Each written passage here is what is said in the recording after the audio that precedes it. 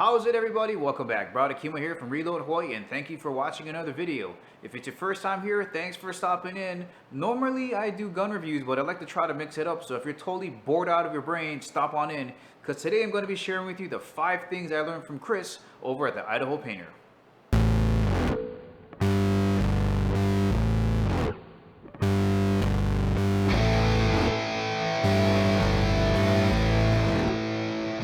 So I've been doing just a buttload of painting. I did the condo back in Hawaii, now I'm in Vegas painting this house. And you figure, painting's not that difficult, but I'm telling you, Chris over at the Idaho Painter, his channel is really good. Here are the 5 things that I learned from his channel, starting with number 1. The first thing I think you should get is one of these guys right here, a telescopic pole. This is gonna save your back a lot of trouble, even if you think that you're not gonna need it. Like, oh, I'm just gonna do the walls and it's not gonna take that much time to just kind of bend over to your paint tray.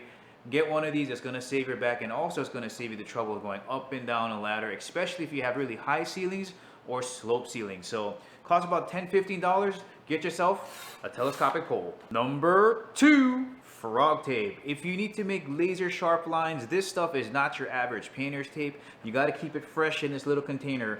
When this thing feels moisture, it swells up and it guarantees to shut down any paint leaking under it. So 3M has their own version, but I will just stick with the frog tape. Now this stuff is not going to work with textured surfaces like popcorn ceiling and knockdown stuff. They have a separate product for that. But if you need laser sharp lines, get yourself some frog tape. Moving on to number 3, get yourself a multi-tool like this one, 5-in-1, 6-in-1, whatever. I've always known that you can scrape with this portion, you can dig out grout and other things with that. You can use the bottom of this thing to pound in the lid of your paint tin, but I didn't know what this little hook was for here. Sometimes I call this a painter's thumb as well, because it kind of looks like a thumb, I guess, like that. But what that little circle is for is getting the paint off of your roller cover. There's a lot of paint stuck in here, so if you know you're going to be cleaning the roller out, you just get this thing, you scrape it off, you put it back in there. You want to get a high quality cover as well, so that when you do this, you don't scrape off the material on your roller. You know, it says saran wrap on here. That's just to keep the paint fresh there. You can also use a gallon Ziploc bag, but I'm going to be painting later on, so that's what this is. But number 3, get yourself a multi-tool. On to number 4, get yourself a good paintbrush, especially if you're going to be cutting down off the ceiling. Like, let's say your ceiling is white and your walls are going to be a different color.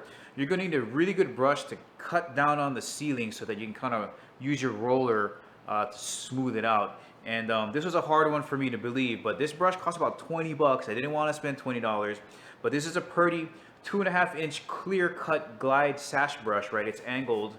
And what you do is you glide it along the wall and the ceiling to bring that paint down. Now this is a 2.5-inch. I recommend getting a 3 because it's going to get you further away off the ceiling, so that when you back roll it with your 4-inch roller, you're going to be further away from the ceiling as not to paint it. But this thing is amazing. Now when you get one of these things, make sure you get a wire brush so that when you're cleaning it, you'll be able to scrape off all the dry and etched up paint. Like you can see some right here. I didn't get too good, but these go hand in hand.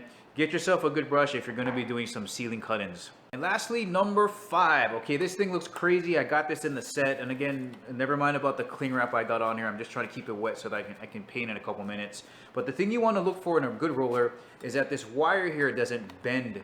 And that's important because if you get a cheaply made one, while you're rolling on your wall or your ceiling, you're gonna leave lap marks on these corners. And if you're not careful and go back over them, what they call back rolling, you're gonna get that line on there. So get something that's gonna be stiff enough so that when you put pressure on it, it's not gonna leave those lap marks on your leading edges.